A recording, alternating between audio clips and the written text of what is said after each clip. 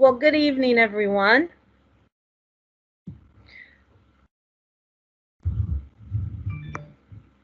I have 6 o'clock p.m. and I will go ahead and get us started this evening. However, I would like to indicate that if you experience any audio problems during the meeting, or if by chance you get dropped from the meeting, I'd encourage everyone that is on the line right now to perhaps jot down the call-in phone number that is here on screen. The call-in phone number and access code is 1-864-558-7311. The access code is 967-858-473 hashtag. Just in case something happens with technology and you get dropped from the call, you do have the option to call into this evening's meeting. Well, hello and welcome. Thank you for joining us for the proposed Santee Lynches Capacity Use Designation public meeting. My name is Jocelyn Walters Brannon. I serve as the Public Participation Coordinator for the Bureau of Water, and I'll be serving as the facilitator for this evening's virtual meeting. We also have members of our virtual event team helping behind the scenes with production this evening. At this time, I'll ask them to introduce themselves.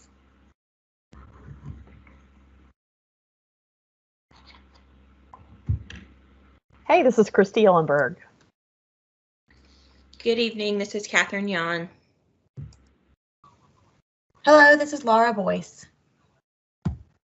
Wonderful. Glad to have our virtual event team here. They're very instrumental to all of our virtual public meetings. And in just a few minutes, you'll be introduced to DHEC staff from the Bureau of Water Quantity and Permitting section, who are also involved in this virtual meeting. We're using this technology to provide opportunities for continued participation in our regulation revision and decision-making processes while we all do our part to reduce the spread of coronavirus by following current federal and state guidelines that promote social distancing. We want to hear from all who are interested, but as the state's public health agency, we must make public health and safety a priority. We thank you for joining us and encourage you to stay informed and help stop the spread of COVID-19 by visiting our website, scdhec.gov/COVID-19. Your participation this evening is important to us, so we've gone to extensive efforts to ensure that anyone who is interested in engaging with us has the ability to do so. We are continuing to evaluate the tools to improve your experience with virtual participation. Please give us your thoughts in the feedback survey that will be posted on our webpage after this evening's meeting. I'd like to share with you a few notes for using MS Teams. We encourage you to close all other applications running on your computer and turn off other streaming services or devices at your location for the duration of the virtual meeting if you want to improve your connection. We do suggest that you have your lines muted in order to minimize background noise and echoing so that everyone can hear the presentation and each other. Our tech team may help mute any live mics during the meeting to improve sound quality and to minimize background noise and echoing so that everyone can hear the presenters. We also encourage you to keep your camera off unless you are speaking. After the presentation, we'll have time for you to ask questions and participate in discussion. At that time, we will unmute lines and provide an opportunity for you to ask any questions you may have and share your concerns. Again, the tech team and I will be helping to facilitate Q&A after the presentation is finished. This virtual meeting is being recorded as a resource and will be posted to the DHEC website. Alex Butler, Bureau of Water Manager of the Water Quantity Permitting section, and members of his team will be presenting some information about proposed changes, after which members of the tech team and I will assist with additional instructions for the Q&A portion of the meeting. And with that, I think I have covered the preliminary formalities. So Alex, I will turn things over to you. All right, thank you, Jocelyn, and thank you to the rest of the virtual event team for helping to coordinate tonight's presentation.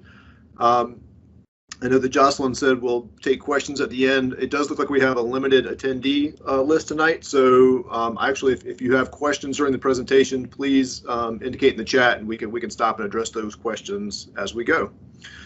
Tonight, we're here to discuss the proposed Santee Lynches capacity use area, which includes Chesterfield, Clarendon, Kershaw, Lee, Richland, and Sumter counties. Our brief agenda for the night is we'll have an overview of the capacity use program. We'll then do a little bit of a background on the Santee Lynches area. We'll then have Ashley Carruthers do our current and historic water use, followed by Andrea Hughes presenting on the current groundwater conditions in the area. And then we'll kind of wrap it up with some summary and next steps before we get into the question section.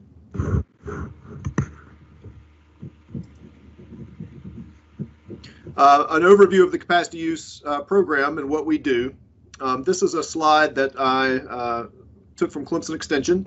And Clemson Extension, it's a really nice slide, and it shows how informed water policy is developed in the state, with different agencies having different roles, DNR having planning and assessment role, Clemson Extension having a lot of the science role and developing tools to use as far as models and public engagement.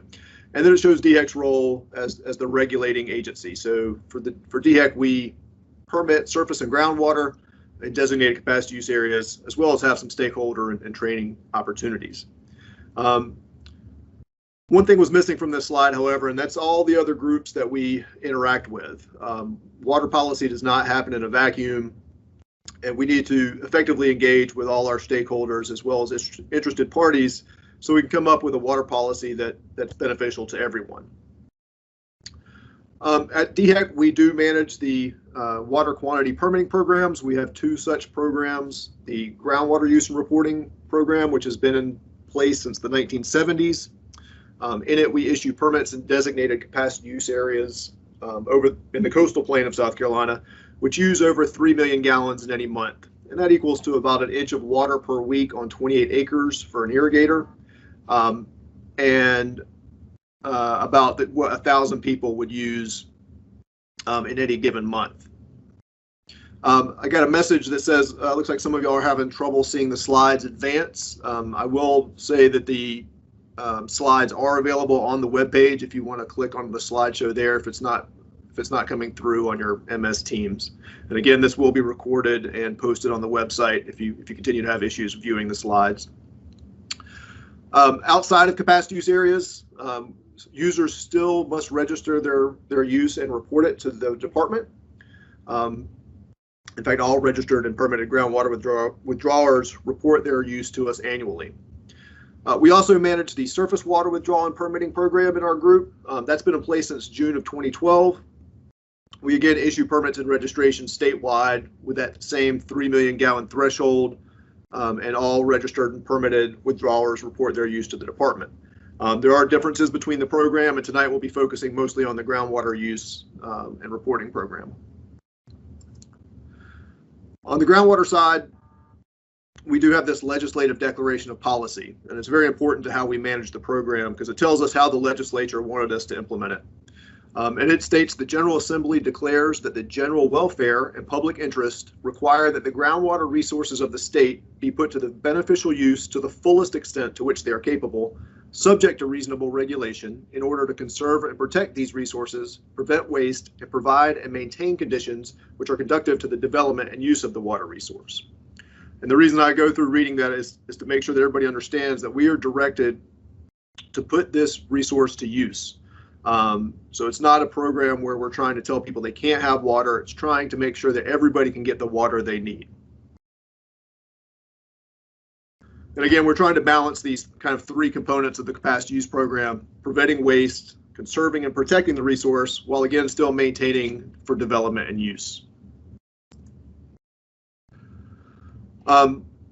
Capacity use areas are designated in areas where there is a potential adverse effect to the natural resource from overuse, or a potential threat to public health, safety, or economic welfare, or there's a significant threat to the long-term integrity of the groundwater source. This process can be implemented either by the department, a local government, or a groundwater withdrawer. In this case, for the Santee Lynches, this action was implemented by the department. For groundwater permitting, again, we issue permits to users that would withdraw and use groundwater equal to or greater than 3 million gallons in any month. Some typical categories that we see are public water supply, industrial use, irrigation, golf course, mining, and thermoelectric power. We do have some other minor uses that report to us also, but these are kind of the major ones that report their water use to the department. And just a bit of background on the Santee Lynches area. The proposed Santee Lynches area would become the 6th capacity use area in the coastal plain. In fact, the entire coastal plain was recommended for a groundwater management program in the 2004 State Water Plan published by South Carolina Department of Natural Resources. Again, the proposed Santee Lynches is a 6-county area of Chesterfield, Clarendon, Kershaw, Lee, Sumter, and Richland counties. We do have existing capacity use areas. We have the Waccamaw capacity use area of Horry and Georgetown County. That was put in place in 1979. The Low Country capacity use area of Jasper, Beaufort, and Colleton was established in 1981, and Hampton County was added to that area in 2008. The Trident area was added in 2002. The PD area was added in 2004. And our most recent one was the Western capacity use area, which was designated in 2018. A little bit about location and topography and land use in this area. We are in the northeast central part of South Carolina. Elevations range from about 25 feet to 720 feet above mean sea level. The area is bounded by the fall line to the northwest and the Congaree Santee system to the southwest. It's characterized by the upper coastal plain sandhills, as well as parts of the lower coastal plain to the southeast. For the land use, you can see large areas are wooded or hay and pasture land. You can clearly see Columbia in the graphic indicated by the red, as well as Sumter. Those would be urban development. And we also see cultivated crops, especially as we move into Sumter, Lee, and Clarendon County. Population for the area, the majority of the population lives in Richland County, followed by Sumter County, with the remaining counties having less population. Over time, we have seen increases in the population. Again, that's predominantly in Richland County with the growth of Columbia. The geopolitical structure for the area, there are several different councils of government that overlay the Santee Lynches area. We have the PD Council of Government, the Santee Lynches Council of Government, as well as the Central Midlands Council of Government. And each of these governments are run by boards of directors and help guide development in those different COG areas. Chesterfield, Clarendon, Lee, and Sumter counties are governed by a council administrator form of government. Kershaw and Richland counties are governed by a council of government, and cities and towns and municipalities in the proposed Santee Lynches capacity use area, they implement various forms of government, including mayor, council, council manager, or council only. This is important because when if this designation were approved, we would engage with these different levels of government to help develop a local groundwater management plan. And we'll talk about that in a little bit. The climate for the area, this is from DNR with their climate normals 1981 to 2010. I believe these are be updated soon, but these are the latest ones they have. You can see the annual maximum temperature average for this area is between 70 and 75 degrees, with minimum average temperatures ranging from 50 to 45 degrees. Annual precipitation in this area ranges generally from about 45 to 50 inches of rainfall per year. So we get a lot of rainfall in South Carolina, and it's about managing the water that we do get. South Carolina has had repetitive droughts since about 2000, really starting in 1998. We started off with a long-term drought. We've had repetitive droughts since then. And we have entered into kind of a wetter period beginning in 2013, 2014, where we start to see less extensive droughts. So you'll see some of that show up in our water levels that we'll present later. But it is important to remember that the next drought's kind of always right around the corner, and that we need to be preparing for those droughts. The hydrogeologic setting for the area, if you can think of the coastal plain of South Carolina kind of as a layer cake, starting really thin up at the fall line and thickening as we go down towards the coast. The next few slides just show cross sections of the aquifers that we have in South Carolina. The red line on the map is indicated on the cross section to the left. So if you look at D to D prime, you can see where that red line of A to A prime crosses. So we have a kind of a stacked aquifer system, and each of these aquifers is isolated from the above and below aquifer by what we call confining units, which are really just more tightly compacted sediments, clays that help isolate the water-bearing zones beneath the surface. As we move up the coastal plain towards North Carolina, you can see that those start to get a little bit shallower. This is dominated by the Cape Fear Arch along the coast. So as we go towards the North Carolina border, the depth of the sediment is reduced. And this one, C to C prime, is most applicable to this area. The predominant aquifers we have available are the Crouch Branch Aquifer and the McQueen Branch Aquifer, and those are the predominantly used aquifers in this area. Large portions of this proposed area are important recharge areas for both the McQueen Branch and the Crouch Branch aquifers, as you can see by indicated on the map. Most of this recharge occurs near the fall line. Again, as those sediments kind of pinch out, it all becomes one unit, and these are the areas where those units are recharged before the water moves through the system towards the coast. We do have surface water resources in this area. We have the Catawba, PD, Saluda, and Santee basins all touch this area. And it's important to consider surface water because as we move towards the fall line, groundwater and surface water interact. The figure on the left shows a generalized geologic map of South Carolina. Through it, you can see that there are areas that have eroded down. The river systems have eroded down through the sediments. And if you look at the figure on the right, you can see how that erosion can cause significant interaction between our groundwater and surface water resources. So as we move up towards the upper coastal plain, you really have to kind of think of groundwater and surface water as one resource. What you do with one will impact the other. With that, I'm going to turn it over to Ashley Carruthers to give us a overview of the current and historic water use.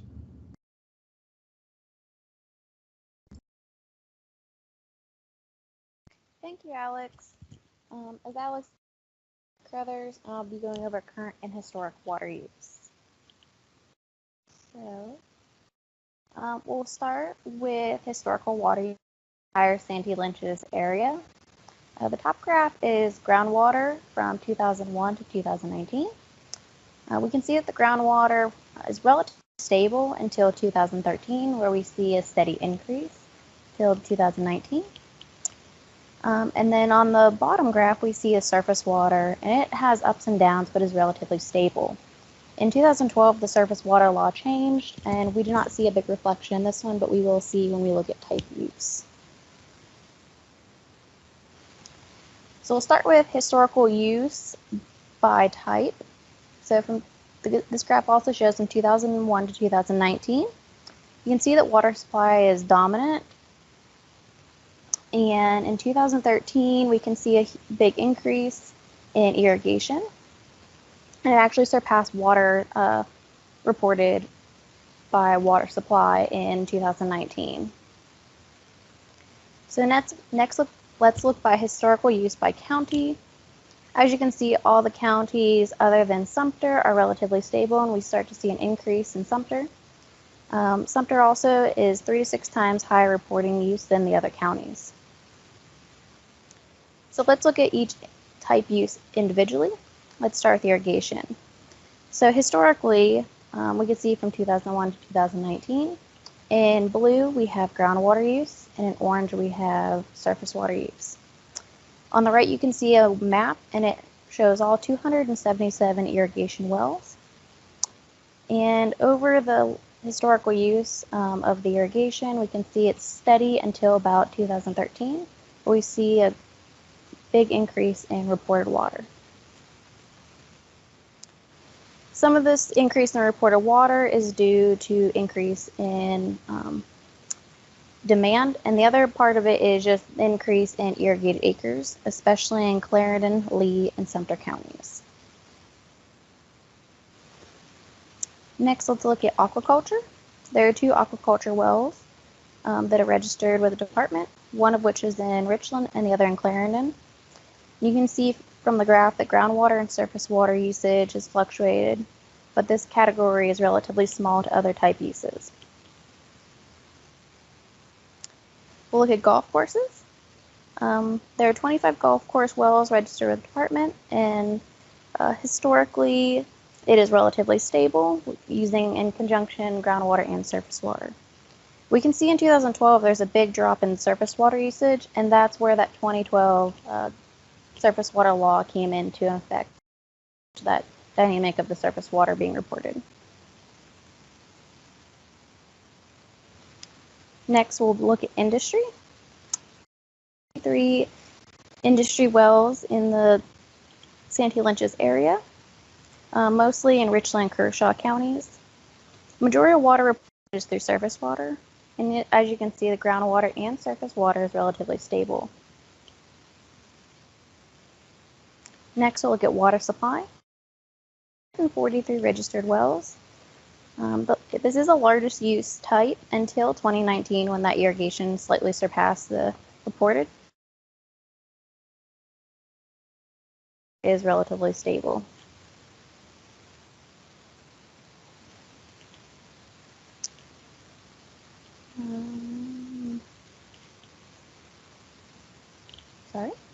We'll next look at mining. There's only 1 registered well, and it is in Richland County. We can see that from 2001 to 2007, there was only groundwater being reported to the department. From 2008 to 2018, there is conjunctive use of groundwater and surface water, and in 2019, only surface water was reported. This brings us to current demand. In 2019, there are 510 registered groundwater wells across the Santee Lynches area. On the right is a map of the 510 wells. Each dot on the map represents a well. The color corresponds to the type use, and the size of the dot represents the 2019 reported water use. On the left is a stack graph that shows the same thing as the map. Here we can better see the current demand by type use in each county. And Andrea Hughes is going to talk about current groundwater conditions. Thank you, Ashley. Hi, everybody. This is Andrea Hughes, and I'm going to kind of talk about ways in which we begin to understand the condition of groundwater supply in the state. And all of that is done through water level measurements.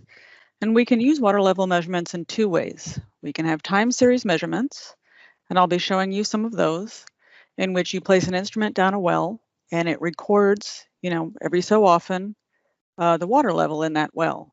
So through that, you can get an understanding of how the water level has changed at that location through time. We also use water level measurements to get a snapshot of water level in wells that are screened in a specific aquifer in which we're interested in studying.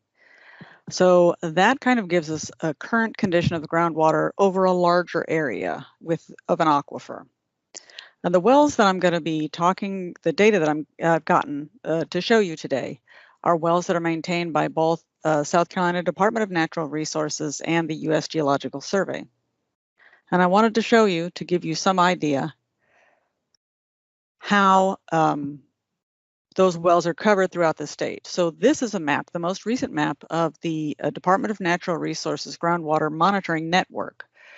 So each one of the dots, and sometimes there's more than one well at a specific location, represents a well in which DNR monitors the water level, either by manual measurements or hanging an instrument in the well, recording it every so often, like every hour throughout the day. Or sometimes they actually have telemetry in which they can dial up through, I'm not sure, I think it's cellular signal, what is going on in that well at any given time. So I'm going to start out, as Alex told you, the two major aquifers in the Santee Lynches area are the Crouch Branch Aquifer and the McQueen Branch Aquifer. So the Crouch Branch, if you remember that kind of layer cake stack of sediments, the Crouch Branch is a little higher up in that stack. So I'm going to start there. And if you look at the map that I'm showing you now, the wells in green are those maintained by Department of Natural Resources. There were no USGS wells in these counties screened within the Crouch Branch Aquifer. So I'm going to start going from the wells that are closer to the fall line, which is represented by that blue line on the map, and then moving closer to the coast. So this is the kind of data that we get from these wells in which the water level is monitored continuously by an instrument. So what you're looking at is data that's been downloaded by going to that well, pulling the instrument, downloading the data, calibrating it, and replacing it again. So if you look at the plot on the left, the vertical axis is water level, and that's feet below land surface. And of course, across the bottom is the date. So the Crouch Branch well in Chesterfield is drilled to 175 feet. And if you look at that well, you can see that there's not a lot of what we see sometimes due to irrigation as a drawdown in the summer. So what we believe this well is showing us is more the long-term record of climate in that area. And if you recall, looking at those stacks of the aquifers and that Alex showed us earlier, as you get close to the fall line, those aquifers coalesce. And so a well closer to the fall line is going to receive more rapid recharge, and water that is withdrawn is replaced more readily in those areas. So as we move a little farther away, looking at the plot on the right, that's the Lee County well, 180, also screened in the Crouch Branch, and it's drilled to a depth of 202 feet. In this well, you can see that in the summers, there is a drawdown, and that's due to water use in that area. But also you can see that it rebounds in the fall and winter to the previous levels that it has. And in a way, if you look at it, some of those rebounds in the fall and winter are even starting to climb a little bit. So it's getting a little bit higher and higher within that well. So these next two wells, if the one on the left is in Sumter County, Crouch Branch well again, 183 feet. There's a lot of noise in this well, and if you look at the start of the record, there are some red dots, and those red dots indicate those were manual measurements. Those were not made by a data recorder within the well. And this well is a slightly noisy signal. You can see that there is a certain amount of drawdown in the summers, but essentially it's actually come up a little bit since about 2015, and it's remained fairly stable. And then if you look at the Crouch Branch well in Richland County to a depth of 107 feet, this is definitely a very noisy signal. And it's also a very short record. It's the shortest record that we have. This well has only been recording information for the last 4 or 5 years. There's a certain amount of drawdown here, but it's also overlain by a lot of noise. But the good thing about this particular well, even though it's a short record, it does not show a great deal of change over time. So now we move to the McQueen Branch Aquifer, and again, that's a deeper aquifer than the Crouch Branch Aquifer. And if you look here, again, the green dots are those wells that I'll be showing you the data that belong to or are maintained by the Department of Natural Resources. And the one in sort of that coral color is a U.S. Geological Survey well, the one in Chesterfield County. So we're going to start with that one.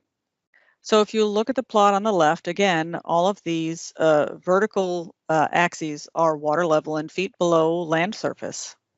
And you can see the water is fairly shallow in this well at 14 feet, roughly, starting in 2008. This well is only drilled to 90 feet, so it's a very shallow well, and it's subject to more rapid recharge at this location. And corresponding with some of the wetter periods we've had in recent years, 2016, 2017, 18, 19, and 20, you can see that the water level overall in the well has climbed in recent years. In comparison, if you look at the Lee County well, McQueen Branch, it's a much deeper well at 356 feet. And it definitely has a seasonal signal. So it is showing the groundwater use in the spring and summer, and then the well rebounds in the fall and winter. And although it is being drawn down more and more through time, it is still coming back up to approximately the same level, which is about 15 feet below land surface. In Sumter County, there's a McQueen Branch well, monitoring well, that's drilled to 546 feet. It's a fairly deep well. Not only does this well show a seasonal signal of drawdown in the spring and summer, but also it has shown an overall decline of about 10 feet. And this is compared to the Richland County well. It's 420 feet. It's a little bit shallower. It does show a seasonal signal, but also it does show a noisy signal, as the Crouch Branch well in Richland County also showed. It showed a decline slightly from 1999 through about 2007, and then it's remained fairly stable even with the drawdown occurring in the spring and summer. And then finally, the Clarendon County McQueen Branch well. It's a fairly short record. It's only 5 years, and it does show a seasonal drawdown, but so far it has been rebounding to about 33 feet below land surface in the fall and winter. So now I want to show you a little bit about how we use those water levels as a snapshot. And now I'm going to get into a small hydrogeology lesson, and I promise there will be no math involved. So when we make measurements in these wells, there are two types of water levels. If you look at the little diagram on the right, the well on the left is a shallow well. It's screened in a superficial aquifer. And when you measure the water in that well, what you're measuring is the water table. And that is the free surface of the groundwater. It is the surface that receives direct recharge from precipitation. And then for the deeper wells, like some of the wells in the Crouch Branch and in the McQueen Branch, especially as you move further away from the fall line, those wells are screened below a confining unit. So the measurement of the water level in those wells is a pressure measurement. It is water level, but it's a representation of the pressure of the overlying water and rock material at that location. And the one important thing that you need to know is water flows from high water levels to low water levels, or if you want to get fancy about it, high hydraulic head to low hydraulic head. And if you look at this figure, the groundwater at this location will be trying to actually move upward from the confined aquifer into the superficial aquifer. So if you think about that, like if you've ever seen a contour map of a hill, that's kind of what I'm showing here. So on the left-hand side, you're looking at the map from above, and in those areas where those lines are closer together, And those lines represent points at which the elevation is exactly the same. So if the elevation is 150 feet, there's all those points of 150 feet elevation are joined by this line. And say, for example, you took a ball and you rolled it off the top of that hill. It would roll very fast down the side of the hill, and then it would slow down as it got into the valley where those contour lines were more spread apart. So the same thing happens with groundwater. If those contour lines that we draw joining those water level measurements are close together, that means the groundwater is moving a little faster in that location. So if I flip that over and I show this as what we use as a potentiometric map, what you look here is this is just an illustration. If you look to the upper left, that's inland. If you look to the lower right, you can see the brown line, that's the coast. The lines represent points of equal water level measured within a confined aquifer. So this is these are potential lines that are being connected. And if you look here, the groundwater would normally flow straight off the coast. But the two black circles with the crosses in the middle are pumping wells. And what they've done is they've created these cones or cones of pumping cones or cones of depression around those wells. So not only does that move water to the well more quickly, it also diverts and changes the natural groundwater flow paths. In this case, it's diverting water from inland towards the well instead of towards off coast. And what's more important in the coastal areas of South Carolina, it also pulls salt water into those wells, into those coastal wells. Luckily, the Santee Lynches area doesn't have those salting issues. So here are actual potentiometric lines for the Santee Lynches area. On the left-hand side, you can see the dark blue lines are lines that are joining points of equal water level measurements. And this is pre-development. And for us, that means about 1900. And these pre-development potential lines in the Crouch branch and in the McQueen branch were developed from older research and historic measurements of water level, and as well as the U.S. Geological Survey groundwater model that was developed for this area that was published in 2010. And on the right-hand side are potential lines that were taken in the Crouch branch in the fall of 2016. The Department of Natural Resources sends out their personnel, and they also ask us to assist with those water level measurements. And we go out and take these measurements over a period of about a week. And then these maps are developed from those measurements. And I want to be specific also here. There's a difference between the well signals that I was showing you earlier in these maps. These lines are relative to mean sea level. So these aren't below land surface. These are actually ground truth to mean sea level. So on the right-hand side, again, these were taken in fall of 2016. And if you look through sort of Sumter and Clarendon County, you can see from pre-development to 2016 that the water surface of that Crouch Branch aquifer has lowered. So to kind of quantify that, what we did was we took the difference between those lines. So what you're looking at now are not lines of elevation relative to mean sea level. These are just points of equal change in water level in the Crouch Branch from pre-development to 2016. And as you can see, moving through Sumter and Clarendon counties, the Crouch Branch aquifer has declined by more than 60 feet. So now let's take a look at what has occurred in the McQueen Branch aquifer. So on the left-hand side, these are the potential lines for the McQueen Branch aquifer pre-development. Again, we consider that to be 1900 from the fall line through Clarendon County. And if you look at the right, these are some of the most recent water level measurements that were made for a potential map. And these were taken in 2019. And again, as you can see, through Sumter in Clarendon County, there has been a lowering of these potential surfaces, excuse me. And also in this case, to quantify it, we took the difference between these two surfaces to get an idea of actually how this has changed. And so if you look here, again, through Sumter and Clarendon County, this potential surface in the McQueen Branch Aquifer has lowered by more than 75 feet.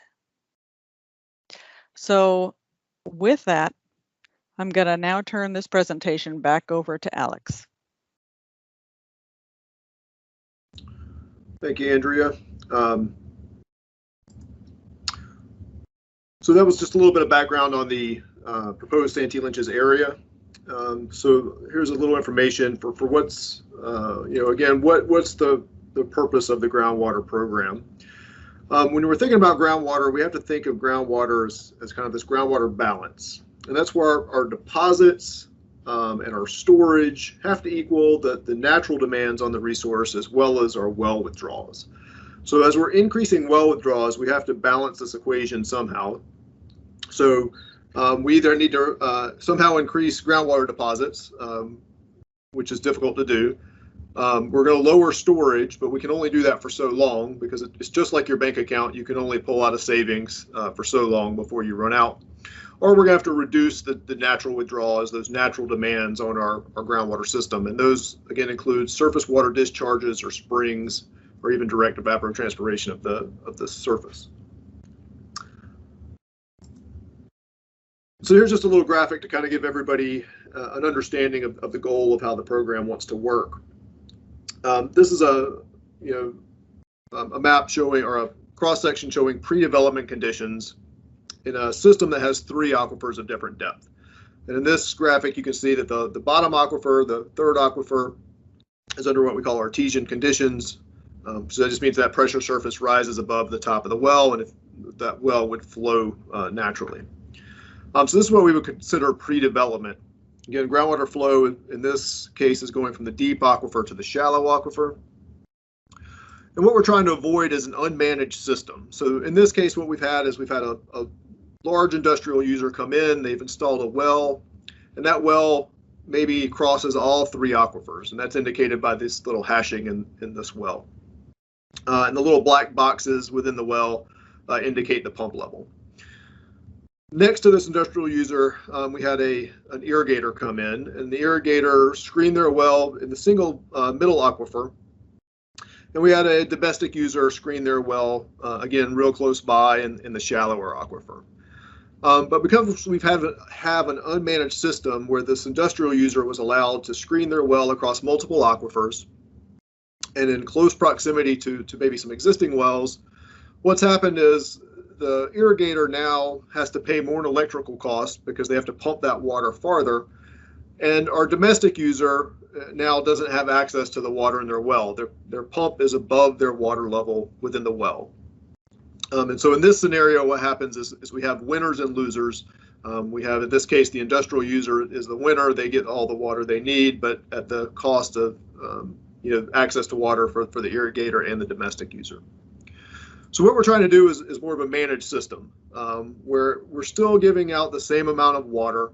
The industrial user is still getting their water that they need for their process. We've maybe spaced the wells out a little bit more. We've told the industrial user to only screen in that deeper aquifer. We've told the irrigator to screen in the middle aquifer, and we left that shallow aquifer for the domestic user. And we've tried to space those wells out a little bit more so they're not interfering with each other. And in this case, you can see that because it's a groundwater balance, we're still impacting the system. We've still lowered water levels in the system. You can, as indicated by that third aquifer no longer being an artesian well, but we're allowing all these users to get the water they need while still making sure we have enough natural flow in the system for our natural processes. So that's really the goal of the capacity use program. And again, it's not to tell people they can't have water, but to make sure that everybody gets the water that they need. Some of the graphs you saw in Andrea's presentation, again, they were short periods of record, but maybe there were not great declines in some of those areas. And we're now, when we're thinking about a project like this, we have to think of a project life cycle. Right now, we have high risk and high uncertainty if we don't manage the resource. So there's a high risk that we could have a problem down the road if we have unmanaged development, and there's high uncertainty as to what's going to happen. The cost of changing, though, is low. So if we implement a program now, a capacity use program now, the cost is low. We can handle it on the front end, again, with spacing wells and screening wells. But as time goes on, those costs are going to increase. So it's much cheaper to space wells properly and have wells constructed properly than it is to go back later and try to tell people to replace the wells or have an industry move in and then down the road tell them that the water is not available to use at that location. So what we're trying to do with the capacity use program is, again, get in early so we can make sure that those cost of changes are lower compared to waiting until there's a major problem and having excessive cost later. The staff feel that capacity use designation is appropriate, and that's again based on the number of high capacity wells that have increased in the area. We have an increased demand in the groundwater system. We expect that increased demand to continue as time goes on. We do have the potential for negative impacts to existing users in the natural system, and management of this resource will only get more difficult in the future. So what are the next steps in the process? Again, this is the second of two virtual public meetings that we're holding.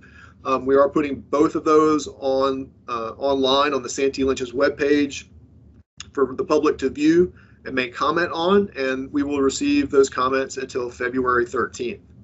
After that time, we'll review all the comments received. We then move forward with putting a notice of public hearing in the state register, and that after that has been published and noticed, we would then have a public hearing and a presentation before the DHEC board. Again, capacity use areas are designated by the DHEC board, so they have the final say in whether the Santee Lynches would become a capacity use area. If it were designated by the board, and we're shooting to try to get that before the board in the summer of 2021, again with a public hearing, we would then move in to a timeline to develop a local groundwater management plan.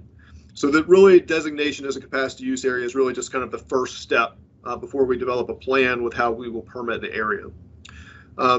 So after a proposed designation, we would then move into outreach and information sharing. We would then gather together a stakeholder work group to help develop the local groundwater management plan. We work with them over a number of months to develop that plan. We then put out a draft plan for comment, and then we would publish that draft plan, and then it has to again go back before the DHEC board for plan review with another public hearing. So there's multiple opportunities for public comment, and we encourage you to take advantage of all of those. Should it be designated and a plan approved by the board, in an idealized time frame, we would begin to implement the program and permitting consisting with the plan sometime maybe in the fall of 2022. But again, that timeline is all contingent on DHEC board approval. Just a bit about what the permitting process is. When we are issuing these permits, we get an application and some required documentation that's submitted to the department for a potential groundwater withdrawer. The department then just reviews that application for completeness, making sure all the parts are filled out and it's signed properly. We then do a technical review of the permit we look to see if there are other users nearby who may be negatively impacted or other negative impacts that may occur. We then public notice all new and modified permits, so they all have to go public notice for 1 day in a local publication, and then a 30-day comment period. These are also public noticed on the DHEC website. After the public notice period is ended, we would then issue a permit to construct if it's a new well to be installed. And then once we get all those construction documents back, we would then issue a final permit to withdraw. For existing users, the permitting process would be different. So we would, if you have an existing user, they should be registered with the department now as a registered user if they're over that 3 million gallon threshold. So we would get in contact with all those registered users.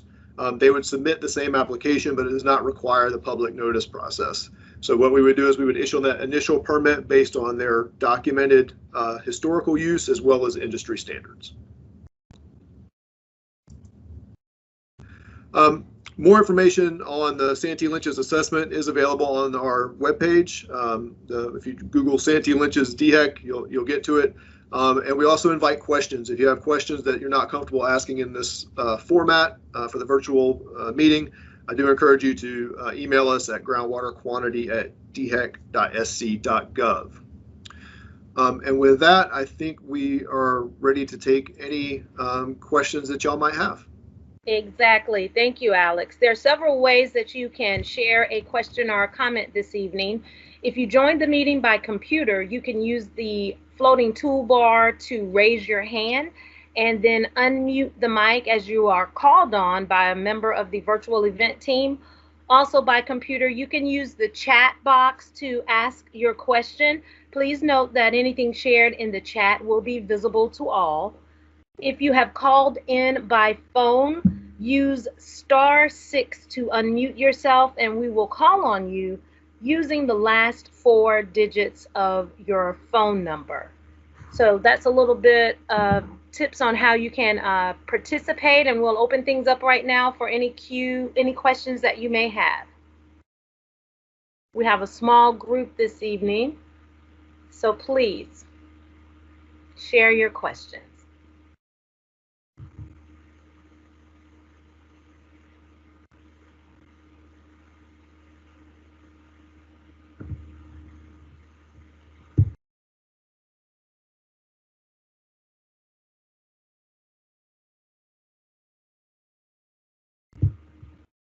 Does anyone have any questions for Alex or the team this evening? That was a very thorough presentation, but we do want to make sure that we take time to provide anyone in attendance this evening with an opportunity to share with us right now any questions they may have.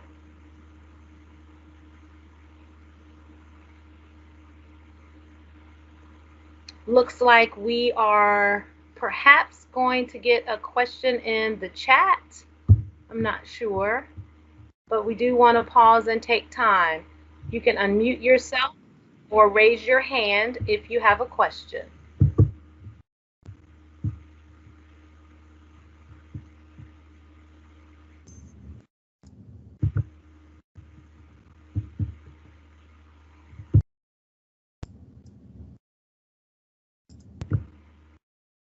Anyone? Alex, I'm sure you can see here in the chat that Calvin Sawyer has indicated that we've done a great job, and he looks forward to working with you. Thank you. Heather Nix is sharing, thanks for the thorough presentations. Any questions for the program staff that are here this evening? Please, we'd love to hear from you if you do have any questions.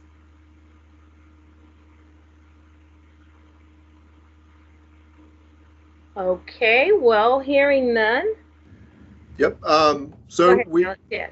just a reminder, we do have this email that we've set up. If you think of questions later you'd like to ask, or if you have somebody else who would like some more information, feel free to pass along this email, and we'll be happy to reach out and provide any information we can. I just want to thank everybody for coming out tonight, and hopefully it was an informative presentation.